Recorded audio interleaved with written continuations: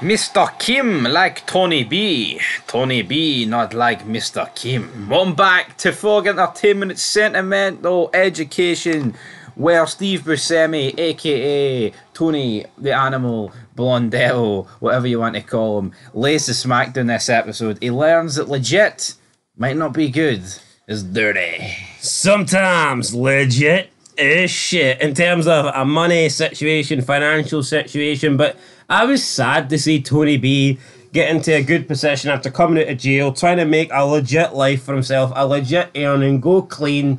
Seems like things are coming along, things are coming together, the pieces are connecting to the puzzle, and then he just throws it all away and decides to beat the shit out of some Korean guy. Kim. Just to go back into business with Tony S. And I actually think... And now Tony Soprano has got Tony B where he wanted him all along, underneath him. And now Tony B especially can't make jokes about Tony Soprano. Do you not think this is the episode throughout the entire show where Tony probably featured the least?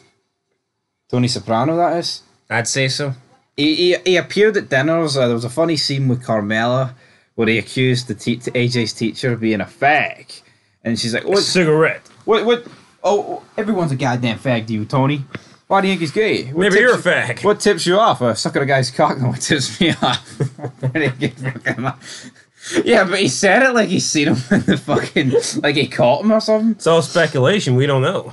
It's all speculation. But yeah, right. So we'll go back to Tony B later on. As for Carmela, did she sleep with the teacher to get AJ's grades up, or did she sleep with the teacher because she's a free woman?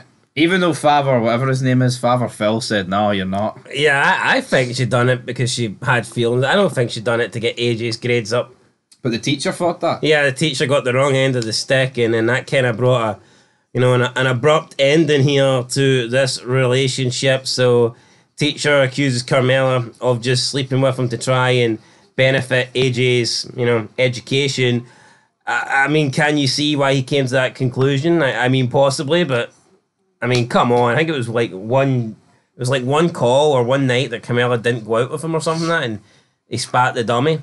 Bit strange, in my opinion. Do you think Tony would spit the dummy if he found out about this?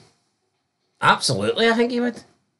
He doesn't have a fucking leg to stand on for me. No, he doesn't, because he's been sleeping with the whores. But then again, you've got some people that say, well, it's alright for him to do it because he's a man, which I don't agree with, really, to be fair. But yeah, but let's say. Well, I mean, let's use. Well, that. I guess in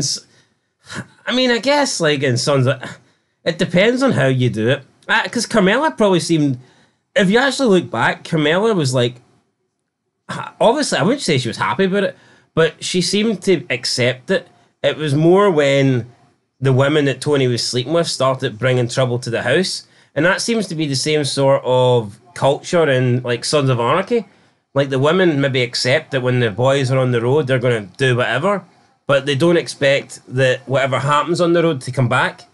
Yeah. Just like when Cherry came back into Charming and Gemma was pissed about it. Also, at this point, they kind of are divorced, but they're not divorced. It's not... it's not like Tony sleeping with somebody now would be different, in my opinion, to what it would have been like last season or the previous 4 seasons. But anyway, looks like she's done with Mr. Wiggler. Does that mean AJ's done? Does that mean his grades are down the toilet? AJ grades are going to plummet. They're going to plummet, but Tony B is walking with his wife one night. He looks as some criminals throw 12 grand and drugs out the window of their car because they think the police are chasing them.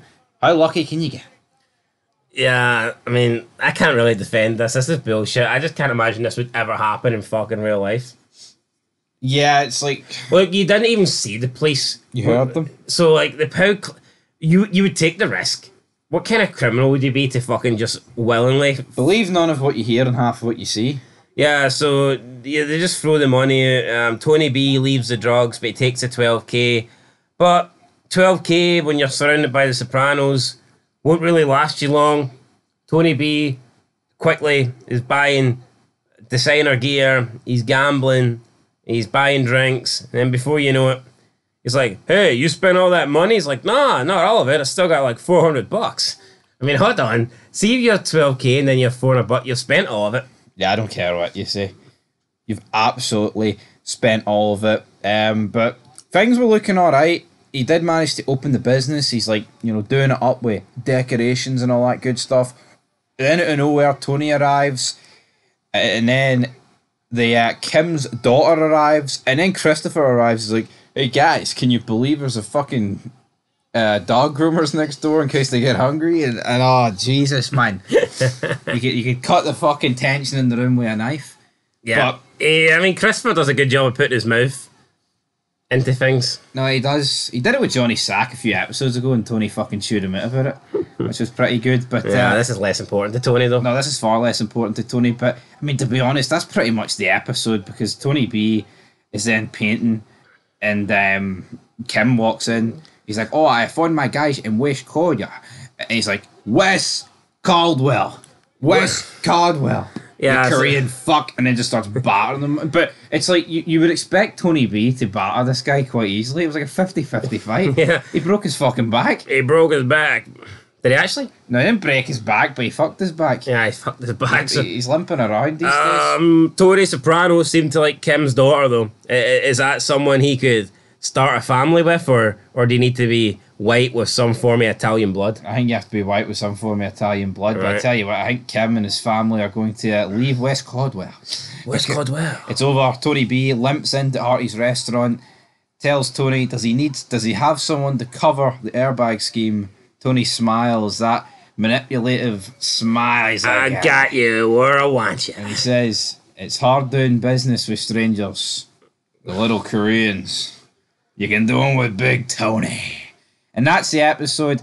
Yeah. I genuinely felt bad for Tony B. Just seeing a guy that was, trying to do better, trying not to get involved in this life, and then just throws it all away for no reason, really. But he got the taste of the 12 grand, and he's like, I've lost that. That'll take me ages with this new business. If I just join up with Tony again, I'll make that in no time. Could he not have maybe got a couple of jobs off Tony? But once you're in, once your foot's in... Could he not went into business with Tony? The same business, but with Tony backing him? Yeah, but Tony would want favours. And then you'd be lacking the same business with Tony.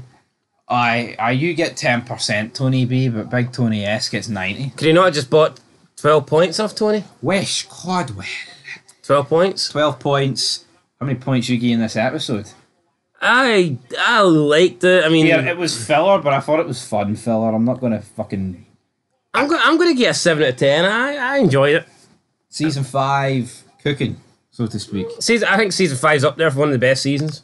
Season 5 up there, cooking for one of the best seasons. That is it for Sentimental Education. What are you Hopefully, a 7 as well, 7 points. 7 points on Mano. Hopefully we educated you here on Fog Entertainment. God help you if that's the case, because we are two incoherent bastards from West Caldwell.